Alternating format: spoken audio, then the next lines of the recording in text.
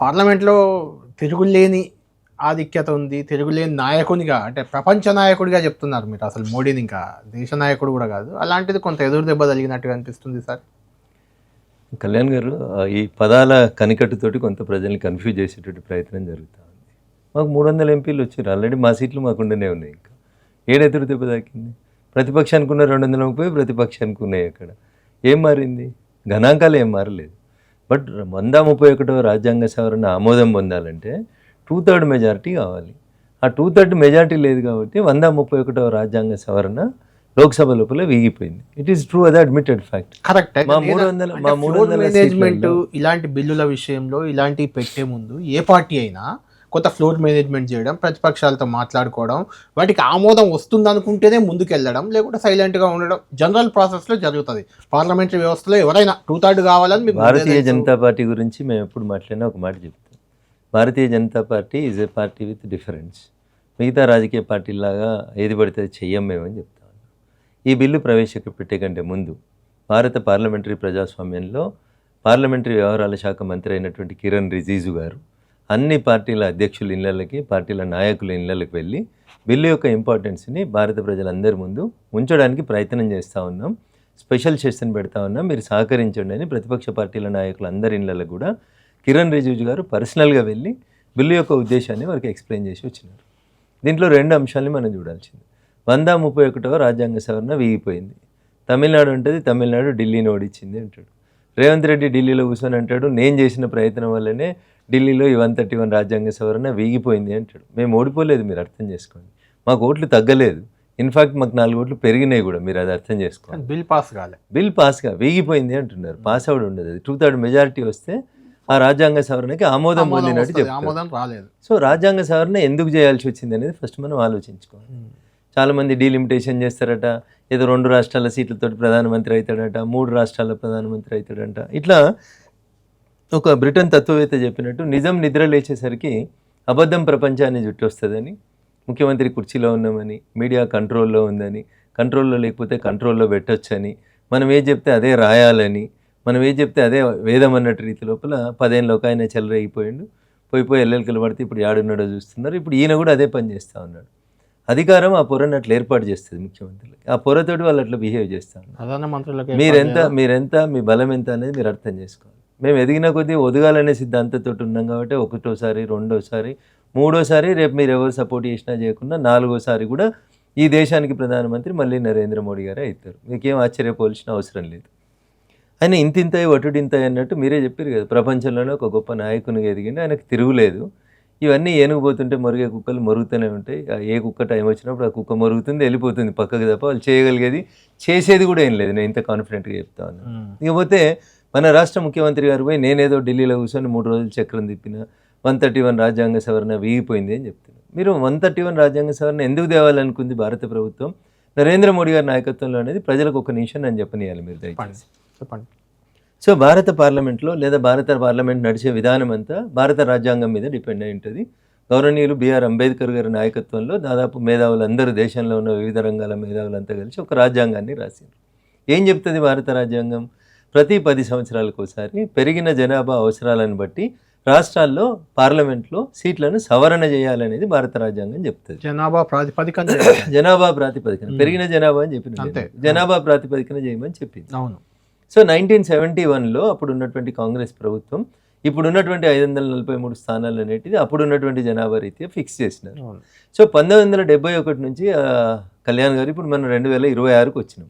అవి 29 సంవత్సరాలు, ఇవి 26 సంవత్సరాలు. అంటే 55 సంవత్సరాల నుంచి పార్లమెంట్ సభ్యుల సంఖ్యను పెంచడం కానీ పునర్వ్యవస్థీకరించడం కానీ ఎక్కడ జరగలేదు. ఎంతైంది కళ్యాణ్ గారు? 55 సంవత్సరాలు. అంటే దాదాపు 2 తరాలు, 2 పీఢీలు మారిపోతాయి. 1971 అంటే ఇందిరాగాంధీ పోయింది, రాజీవ్ గాంధీ పోయింది, రాహుల్ గాంధీ వచ్చిండు, రాహుల్ గాంధీ కూడా తెల్లెంటికలు వచ్చినాయి, ఈయన కూడా రేపో మాపో పోతాడు.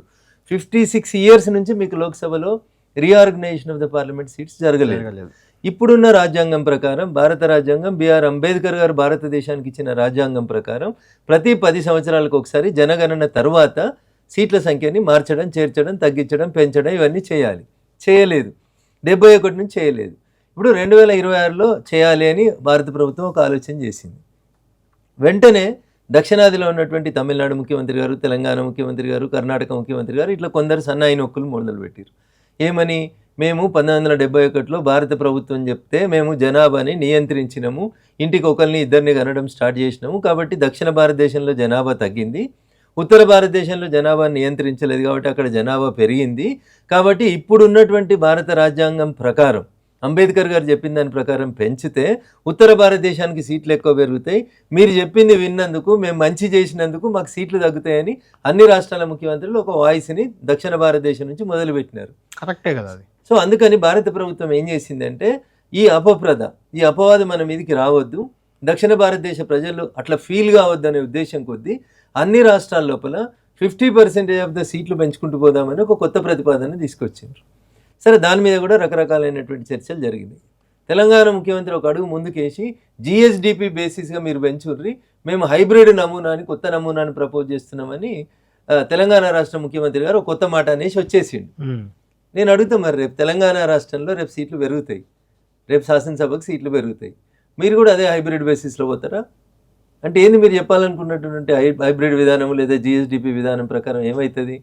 హైదరాబాద్ చుట్టూ ఉన్న జిల్లాలు, రంగారెడ్డి కానివ్వండి, మేడ్చల్ కానివ్వండి, సంగారెడ్డి కానివ్వండి, వికారాబాద్ కానివ్వండి, ఏవైతే హైదరాబాద్ చుట్టూ ఎక్కువ జిఎస్డిపిని ఇస్తున్న జిల్లాలు ఉన్నాయో వాళ్ళకే మొత్తం పెరిగిన ఎమ్మెల్యేలన్నీ ఇచ్చేద్దామంటే ఇన్నే మరి ఇప్పుడు ఉన్న 24 బదులు అప్పుడు 70 సీట్లు అవుతాయి. అప్పుడు అట్లా హైదరాబాద్కి ఇస్తారా మీరు? అంటే జిఎస్డిపి బేసిస్ లేదా హైబ్రిడ్ బేసిస్ అని ఏదైతే మీరు మాట్లాడుతున్నారో, రేపు తెలంగాణ రాష్ట్రంలో ఎమ్మెల్యే సీట్లు పెంచాలన్నప్పుడు కూడా అట్లా పెంచితే మా దుబ్బాకు ఉండకపోవచ్చు, మీ కొడంగల్ ఉండకపోవచ్చు. ఇదెందుకు అర్థం కావట్లేదు మీకు?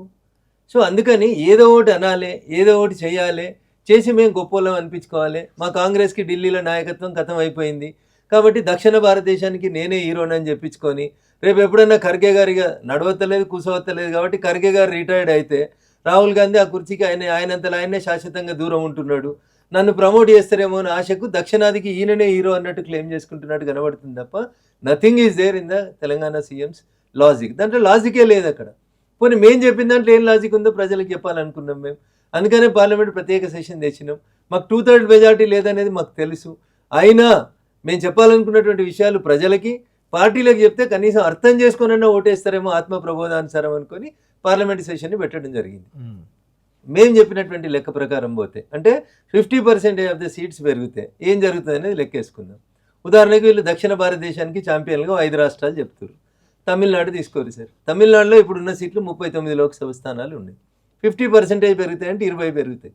39కి వెళ్ళి 50 అవుతాయి సార్. ఇప్పుడు ఈ 131వ రాజ్యాంగ సవరణ వీగిపోయిందంటే పాత రాజ్యాంగమే ఉన్నట్టు కదా. పాత రాజ్యాంగం ఏం చెప్పింది? జనాభా ప్రాతిపదికన చేయమంటుంది. ఇంకా నష్టం. ఇప్పుడు జనగణన స్టార్ట్ అయింది. కులగణన కూడా చేస్తున్నాం మేము. జనగణన చేస్తున్నాం, కులగణన కూడా చేస్తుంది భారత ప్రభుత్వం. దేశవ్యాప్తంగా చేస్తాం. ఇప్పుడు నెక్స్ట్ భారత ప్రభుత్వం ముందున్నటువంటి ఆప్షన్ ఏంది? 2026 జనాభా లెక్కలు అయిన తర్వాత ఈ జనాభా లెక్కల ప్రకారం సీట్లను పునర్విభజన చేస్తాం. ఎందుకంటే 56 ఏళ్ళు అయింది కాబట్టి చేయలేదు, 59 ఏళ్ళు అయింది కాబట్టి చేస్తాం. చేసినప్పుడు ఏం జరుగుతుంది? ఇవాళ మాట్లాడినటువంటి దక్షిణాది రాష్ట్రాల ముఖ్యమంత్రుల్ని, అప్పటి నుంచి ఉన్నటువంటి అంబేద్కర్ గారి రాజ్యాంగాన్ని రెండింటిని క్రోడీకరించి ముందుకు తీసుకుపోతే దక్షిణాది రాష్ట్రాల లోపల సీట్ల సంఖ్య తగ్గుతుంది. కళ్యాణ్ గారు, అవును, ఇది దయచేసి తెలంగాణ సమాజం కానీ దక్షిణాది రాష్ట్రాల ప్రజలు కానీ అర్థం చేసుకోవాలి. ప్రతి రాష్ట్రంలో ఇంక్లూడింగ్ కర్ణాటక, తమిళనాడు, కేరళ, ఆంధ్రప్రదేశ్, తెలంగాణ, ఈ 5 రాష్ట్రాల్లో ఇప్పుడున్నటువంటి సీట్ల సంఖ్య కొన్ని చోట్ల 2, కొన్ని చోట్ల 3, కొన్ని చోట్ల 5 సీట్లు కూడా తగ్గిపోయేటువంటి పరిస్థితి. అంటే రేవంత్ రెడ్డి అడ్డుకున్న విధానం వల్ల సౌత్ కు నష్టం జరుగుతుందంటారా? నష్టం జరగబోతుంది. రెడ్డి, స్టాలిన్ ఎవరు మాట్లాడినారు అనేది పక్కన పెట్టండి. 131వ రాజ్యాంగ సవరణ వీగిపోవడం వల్ల నష్టం ఎవరికంటే దక్షిణ భారతదేశానికి నష్టం జరుగుతుంది. కళ్యాణ్ గారు, ఇప్పుడు ఎన్డీఏ ప్రభుత్వం నరేంద్ర మోడీ గారు ప్రతిపాదించిన లెక్క ప్రకారం తీసుకుంటే తెలంగాణలో 17 ఎంపీలు ఉన్నాయి, 50% పెరుగుతుంది. అంటే 17లో సగం 9, 8.5 చేయలేం కాబట్టి 9 చేస్తాం. 17 + 9 26 సీట్లు వస్తాయి. ఆంధ్రప్రదేశ్ 25 సీట్లు ఉన్నాయి, 25 సీట్లలో సగం 13, 25 + 13 38 సీట్లు. తమిళనాడు తీసుకోండి, 39 ఉన్నాయి ఇప్పుడు లోక్సభ స్థానాలు, సగం 20 కలుస్తాయి, 59కి పెరుగుతుంది. కర్ణాటక ఉంది, 28 ఎంపీ సీట్లు ఉన్నాయి, 14 పెరుగుతాయి, 42 స్థానాలకు పోతుంది. మిగిలింది కేరళలో 20 సీట్లు ఉన్నాయి, 20కి 10 కలుస్తాయి, 30 పెరుగుతాయి. అంటే ఇవాళ దక్షిణ భారతదేశంలో ఉన్న 129 మంది ఎంపీల సంఖ్య రేపు 50%ని పెంచడం వల్ల 196 స్థానాలకు పెరుగుతుంది. ఏదో పర్సంటేజ్ తగ్గుతుందని ఒక ముచ్చట తీసుకొచ్చారు. అంకెలు ఇట్లుంటే పర్సంటేజీలు తగ్గుతుంది అని చెప్పిండ్రు. 129 మొత్తం 543లో లెక్కేస్తే కొంచెం పాయింట్ డెసిమల్ సీటు అటు 24% వస్తుంది కళ్యాణ్ గారు. రేపు 196ను కూడా మళ్ళీ మీరు పెరిగిన 816 స్థానాలలో లెక్కేస్తే మళ్ళీ 24% ఉంటుంది. ఎక్కడా తగ్గట్లేదు, పెరగట్లేదు. కాబట్టి ఈ లెక్కలు చెప్పి ప్రజల్ని, కామన్ మ్యాన్ని మీరు కన్ఫ్యూజ్ చేస్తూ ఉన్నారు. మీ తాత పుట్టినప్పుడు ఇండియన్ టాయిలెట్స్ వాడినరు. 56 ఏళ్ళైంది, మీ తాత తరం అయిపోయింది, మీ నాన్న తరం అయింది, ఇప్పుడు మీ తరం, మీ పిల్లల తరం వచ్చింది. Can you use the Indian toilet now in old house? Toilet మారుస్తున్నావు నువ్వు. టాయిలెట్ని ఏం చేస్తున్నావు? ఇండియన్ టాయిలెట్ని వెస్ట్రన్ టాయిలెట్కి మారుస్తున్నావు. మారిన కాలానికి అనుగుణంగా, పెరిగిన జనాభాకు అనుగుణంగా. దీన్ని సైన్స్ టీచర్గా చెప్పమంటే డార్వినిజం అని చెప్తారు. డార్విన్ ఏం చెప్తాడంటే struggle for existence, survival of the fittest. మారిన కాలానికి అనుగుణంగా మీరు మారితే మీరు జిరాఫీ లాగా బతుకుతారు. మారిన కాలానికి అనుగుణంగా మీరు మారకపోతే రాక్షస బలులు, డైనోసారస్ లాగా అంతరించిపోతారు. ఇంగ్లీష్ సినిమాలో చూపించినట్టు పిల్లలకి చూపెట్టాల్సి వస్తుంది. అంటే చివరికి ఒక మాట చెప్పి ఈ డిస్కషన్ ముగిస్తాను. దక్షిణ భారతదేశంతో సంబంధం లేదు. ఉత్తర భారతదేశంలో ఉన్న 4 రాష్ట్రాలు గెలిస్తే ప్రధానమంత్రి అయిపోతాడు, మాకు అన్యాయం జరుగుతుంది అని కొంతమంది మాట్లాడుతున్నారు మేధావులు. ఉత్తరప్రదేశ్ అన్నిటికంటే పెద్ద రాష్ట్రం ఈ దేశంలో. అమెరికా జనాభా ఎంత ఉంటుందో ఉత్తరప్రదేశ్ జనాభా అంత ఉంటుంది కళ్యాణ్ గారు. దాదాపు 24 అని కొందరు అంటారు, 29 అని కొందరు అంటారు, 30 అని కొందరు అంటారు. ఇప్పుడు లెక్కలు అయితే తెలుస్తుంది మనకి. నా అప్రాక్సిమేట్ అంచనా ప్రకారం అమెరికా జనాభా 30 కోట్లే, ఉత్తరప్రదేశ్ జనాభా కూడా 30 కోట్లే. సార్, ఉత్తరప్రదేశ్లో 80 సీట్లు ఉన్నాయి ఇప్పుడు లోక్సభ స్థానాలు. మేం ఫిక్స్ చేయలేదు. 1971లో ఫిక్స్ అయింది. 1971లో జనాభా లెక్కల ప్రకారం, రాజ్యాంగ నిబంధనల ప్రకారం అప్పుడు ఫిక్స్ చేసినటువంటి పార్టీ అప్పుడు అధికారంలో ఉన్న కాంగ్రెస్ పార్టీ. మరి ఆ రోజు ఉత్తర భారతదేశానికి ఎక్కువ సీట్లు పోతున్నాయి, దక్షిణ భారతదేశానికి 24% సీట్లే వస్తాయని ఎందుకు కాంగ్రెస్ మాట్లాడలేకపోయింది?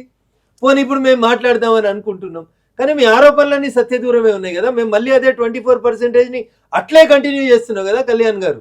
80-120 అయింది. ఉదాహరణకి రేపు 816 లోక్సభ సీట్లు అయినాయి అనుకోండి కళ్యాణ్ గారు. 816లో లోక్సభలో సింపుల్ మెజార్టీ రావాలంటే మీకు 409 సీట్లు కావాలి. ఉత్తరప్రదేశ్లో 80-120 అవుతుంది. ఏ 4 రాష్ట్రాలు కలిస్తే ప్రధానమంత్రి అవుతారు చెప్పుండ్రి? ఏ రాష్ట్రంలో కూడా 100 ఎంపీలు లేరు. ఇక ఒక ఉత్తరప్రదేశ్లోనే ఉన్నారు 80. మిగతా ఎవరికి 42-43 కంటే ఎక్కువ ఎంపీలు లేరు. మళ్ళీ అదే 10 రాష్ట్రాలు కలిస్తే కానీ ప్రధానమంత్రిగా అన్నటువంటి పరిస్థితి ఉంటుంది. మరి అట్లాంటి పివి నరసింహరావు గారు ప్రధానమంత్రి ఎట్లయిరు దక్షిణ భారతదేశానికి వెళ్ళిపోయి? ఒక మైనారిటీ ప్రభుత్వానికి ప్రధానమంత్రి అయినరు కదా. That all depends upon the interest of the party. అది కాంగ్రెస్ పార్టీ చేసింది, రేపు బీజేపీ కూడా చేస్తుండొచ్చు అవకాశం వచ్చినప్పుడు దక్షిణ భారతదేశం నుంచి ప్రధానమంత్రిని. కాబట్టి దక్షిణం ఉత్తరం అనేటువంటి ఈ పంచాయతీలు తీసుకొచ్చి 131వ రాజ్యాంగ సవరణను వీగిపోయేటట్టు చేయడం వల్ల నేను అంటున్నా, రేపు భారత ప్రభుత్వం భారత రాజ్యాంగంలో రాజ్యాంగ సవరణ చేయాలంటే 2/3 మెజార్టీ కావాలి కదా, మనకెందుకు పంచాయతీ, ప్రతిపక్షాలు ఒప్పుకుంటలేవు కదా, అంబేద్కర్ గారు చెప్పిన రాజ్యాంగం ప్రకారం జనాభా ప్రాతిపదికన ప్రకారం పోదామన్నారు అనుకోండి. ఇలా 17 ఎంపీలు ఉన్నటువంటి తెలంగాణలో రేపు 14 ఎంపీలే అవుతారు. 25 ఎంపీలు ఉన్న ఆంధ్రప్రదేశ్లో 22 అవుతారు. 42 ఎంపీలు ఉన్న వెస్ట్ బెంగాల్లో 38కే అవుతారు. తగ్గుతాయి ఇంకా. మరి ఎవరు బాధ్యులు అవుతారు? రేవంత్ రెడ్డి గారు బాధ్యులు కాదా? స్టాలిన్ గారు బాధ్యులు కాదా? అంటే మీరు ఏం చేయదలుచుకున్నారు? నరేంద్ర మోడీ గారు ఎస్ అంటే మనం నో అనాలి. ఇది ప్రతిపక్షాల ఆలోచన. ఇంత దారుణంగా ఉంటే ఎట్లుంటుంది? You have been elected since so many times. 4 సార్లు 5 సార్లు 6 సార్లు గెలిచిరు ఒక్కొక్కరు. ఇంటలెక్చువల్స్ మీ ముందు పెట్టి డిబేట్ జరిగిన తర్వాత అమిత్ షా గారు ఒక దశలో ఏమన్నారు? బిల్లు ఓటింగ్ పోయేకంటే ముందు కేసీ వేణుగోపాల్ గారు అడిగినారు ఏమని, మీరు చెప్తున్న ఈ నెంబర్లని మేము నమ్మము, మీరు ఈ నెంబర్లన్నింటినీ, అంటే ఉదాహరణకి కేరళలో 20 ఉన్నాయి, కేరళలో 30 లోక్సభ స్థానాలు అని రాసి తీసుకొస్తే మేము అంగీకరిస్తాము అన్నారు. దెన్ అమిత్ షా గారు ఒక అడుగు వెనక్కి జరిగి ఏమన్నారో తెలుసా? ఎస్, రాజ్యాంగ సవరణ బిల్లులో ఈ దక్షిణాది రాష్ట్రాలు మొత్తం దేశం మొత్తంలో ఏ రాష్ట్రంలో ఎన్ని లోక్సభ స్థానాలు పెరుగుతున్నాయి మేము తీసుకొని వస్తాం, 1 గంట సేపు సభను వాయిదా వేయండి అని చెప్పిండ్రు. ఒప్పుకోలే. ఆగమాగమైన మేము ఒప్పుకుంటామని అనుకోలే ప్రతిపక్షాలు. కానీ రఘునందన్ గారు, మీరంటే ఆ పార్లమెంట్లో ఆ చర్చలో మీరు ఉన్నారు కాబట్టి అడుగుతున్నాను. సరే, సౌత్కు నష్టం జరుగుతుందని సౌత్ నుంచి అడ్డుకున్నారే అని అనుకుందాం ఇండియా కూటమిలో వాళ్ళు. ఎందుకు నార్త్కు లాభమే కదా, వాళ్ళు కూడా ఎందుకు అడ్డుకున్నారు? పార్టీ గైడ్ లైన్స్ ప్రకారం పార్టీ విప్ ప్రకారం ఓటేసారు. అవును. అందుకనే నరేంద్ర మోడీ గారు ఆత్మ ప్రబోధానుసారం ఓటేయండి, ఈ దేశ ప్రజాస్వామ్యాన్ని రక్షించండి అని పిలిపించిండ్రు. ఈ 131 రాజ్యాంగ సవరణ నాట్ ఓన్లీ డీలిమిటేషన్ సీట్ల పెంపుకు సంబంధించిందే కాదు, రేపు మహిళా రిజర్వేషన్ చాలా మంది ఇలా ముందుకు వచ్చి 543 సీట్లలో 33% పెట్టుండ్రి అని అరిచిండ్రు. రేపు పెడతాం కళ్యాణ్ గారు, దానికి మాకు సింపుల్ మెజారిటీ చాలు, మాకు రాజ్యాంగ సవరణ అక్కర్లేదు. రేపు సింపుల్ మెజారిటీలో పెట్టేస్తాం. రేపు మళ్ళీ అదే నార్త్ వాళ్ళందరూ అపోజ్ చేస్తారు. ఇంతకుముందు 2009లో అనుకుంటా, ఇఫ్ ఐఎమ్ నాట్ రాంగ్, ఈ మహిళా సాధికారికత బిల్లుని యూపీఏ 1 or 2లోనే ఉన్నప్పుడు ప్రవేశపెడితే రాజ్యసభలో పాస్ అయిన తర్వాత యూపీఏలో భాగస్వామి ములాయం సింగ్ యాదవ్ గారు, లల్లూ ప్రసాద్ యాదవ్ గారు, ఆ 2 పార్టీలకు సంబంధించిన ఎంపీలే ఆ బిల్లుని చింపి అవతల వారేసిపోయినరు. అపోజిషన్ అపోజ్ చేయలేదు, బీజేపీ సపోర్ట్ చేసింది, కానీ యూపీఏ భాగస్వామ్య పక్షాలే ఆ రోజు అపోజ్ చేసిపోయినారు. This is the difference. మేము దీన్ని మహిళా సమాఖ్యకి, మహిళా సాధికారికతకి మేము ఎక్కడ ముడిపెట్టట్లేదు. మేము ఏం చెప్తున్నామంటే, పురుషాధిక్య ప్రపంచంలో మహిళల్ని రానివ్వడానికి 3 దశాబ్దాల నుంచి కొట్లాట జరుగుతుంది. నా సీట్ ఎడబోతుందనే భయానికి ఏ రాజకీయ పార్టీ ఆ నాయకుడు ఒప్పుకుంటలేడు. కాబట్టి మోడీ గారు ఎట్లాగూ పెంచాల్సిన అవసరం ఉంది. దాదాపు 55 ఏళ్ల నుంచి సీట్లు పెంచలేదు కాబట్టి డీలిమిటేషన్ చేద్దాం. మహిళా రిజర్వేషన్ బిల్లుని ఏదైతే 2023 సెప్టెంబర్ మహిళా సాధికారిత బిల్లుని అన్ని పార్టీలు కలిసి ఏకాభిప్రాయంతో మనం పాస్ చేసినామో వాళ్ళని గౌరవించుకొని 29 ఎన్నికల నుంచి పెడదాం. ఈ జనగణన ఒకవేళ లేట్ అవుతుంది కాబట్టి, అప్పటి వరకు అందుతుందో అనే భయం ఉంది కాబట్టి ఇప్పుడు ఈ రకంగా ప్రపోజ్ చేద్దాం, దక్షిణాది కూడా నష్టం జరగదని ఒక మంచి ప్రతిపాదనతో భారత ప్రభుత్వం ముందుకు వచ్చింది. అంటే ఈ రెండింటిని మిక్స్ చేసింది అదే రీజనా రఘునందన్ గారు? అంటే మగ ఎంపీల సీట్లకు ఎక్కడ ఇబ్బంది కలగకుండా ఫిమేల్కి రిజర్వేషన్ ఇచ్చుకోవచ్చు, సీట్లు పెంచుకోవచ్చు, అంటే ఆ బిల్లుని ఈ బిల్లుని లింక్ చేసింది అందుకేనా? ఇక్కడ రాజ్యాంగ సవరణ చేయాలని ప్రయత్నం చేసినాం తప్ప లింక్ చేయలేదు. మేము ఒక నిమిషం వినండి, మేము దాన్ని విత్డ్రా చేసుకున్నాం బిల్లుని. ఎందుకు విత్డ్రా చేసుకున్నాం? రేపు మాపు వచ్చే సెషన్స్ లో 543 స్థానాలలో 33 స్థానాలు మహిళలకు కావాలని పెట్టేస్తాం, మళ్ళీ బిల్లు పెట్టేసి సింపుల్ మెజారిటీతో పాస్ చేస్తాం. అది ఇష్యూ కాదు మాకు. దీన్ని ఎందుకు లింక్ చేశారు? లింక్ చేయలేదు, మేము 3 వేర్వేరు బిల్లులు పెట్టినాం. సెషన్ లో 3 రోజులు ప్రత్యేకంగా చర్చ జరుగుతున్నప్పుడు అన్ని బిల్లుల మీద, మిగతా టైంలో అయితే క్వశ్చన్ అవరు, 0 అవరు, 317 ఇట్లా రకరకాల చర్చలు ఉంటాయి కాబట్టి ఎక్స్క్లూజివ్ గా ఈ 3 బిల్లుల మీద చర్చించుకుందామని పెట్టినాం.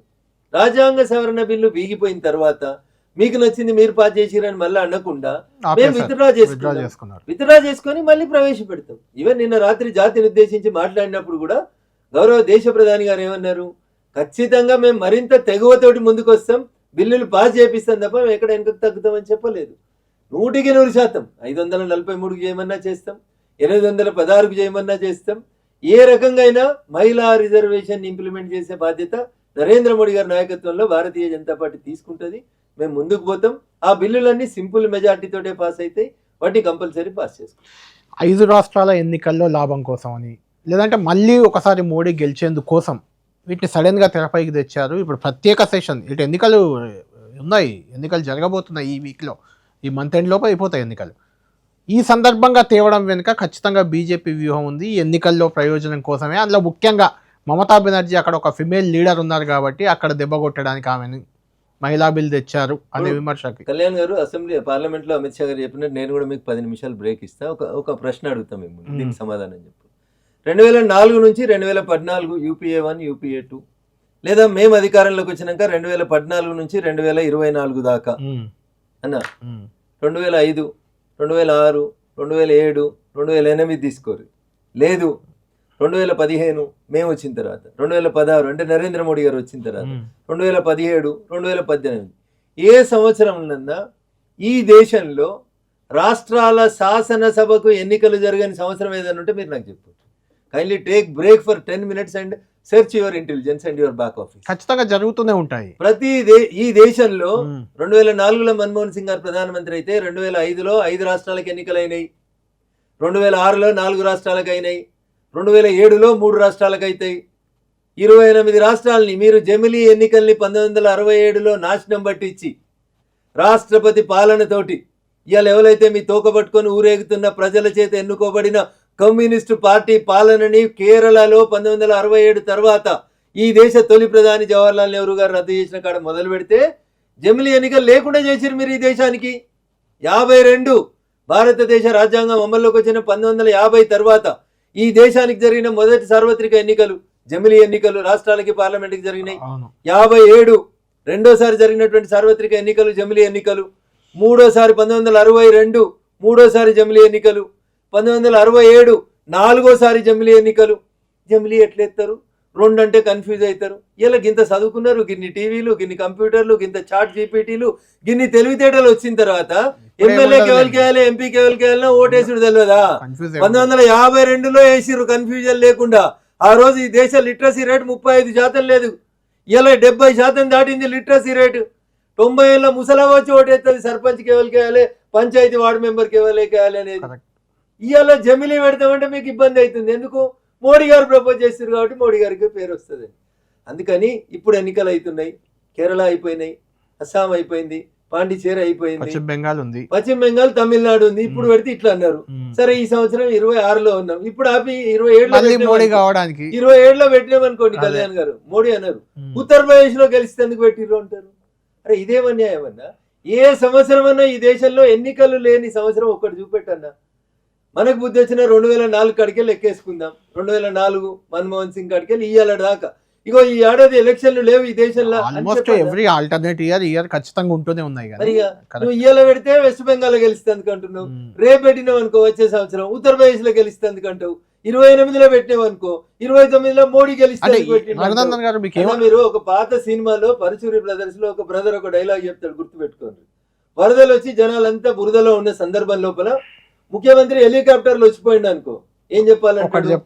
కింద జనం బురదలు వస్తుంటే ముఖ్యమంత్రి హెలికాప్టర్లకి వెళ్ళి తిరిగిపోయిండని తిట్టాలి. అయిందా?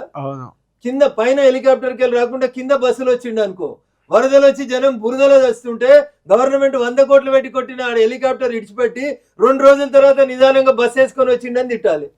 ఇది పరచూరి గోపాలకృష్ణ సిద్ధాంతం. ప్రతిపక్షం ఎట్లుండాలో ఆయన ఏదో సినిమాలో చెప్తాడు. 30 ఏళ్ల కింద చెప్పిండు ఆయన. అదే రాజకీయం చేస్తుర్రు వీళ్ళు. మేము ఎస్ అంటే వాళ్ళు నో అంటున్నారు. నేను మళ్ళీ చెప్తున్నా, ఏ బిల్లు తెచ్చినా ఏ బిల్లు దేకున్నా 2029 సార్వత్రిక ఎన్నికలలో 4వసారి ఈ దేశంలో ఎన్డీఏ ప్రభుత్వం నరేంద్ర మోడీ గారి నాయకత్వంలో 4వసారి అధికారంలోకి వస్తాం. 100 మంది రేవంతులు, 1000 మంది కేసీఆర్లు, 90 మంది స్టాలిన్లు, 1,00,000 మంది ముఫ్తీ మహమ్మద్ సయ్యద్లు, లేకపోతే మమతా దీదీలు 1,00,000 మంది వచ్చినా 2029 సార్వత్రిక ఎన్నికలలో ఈ దేశంలో మళ్ళీ అధికారంలోకి వచ్చే పార్టీ నరేంద్ర మోడీ గారి నాయకత్వంలో భారతీయ జనతా పార్టీ ఎన్డీఏ ప్రభుత్వం వస్తుంది. రాసి పెట్టుకో కళ్యాణ్.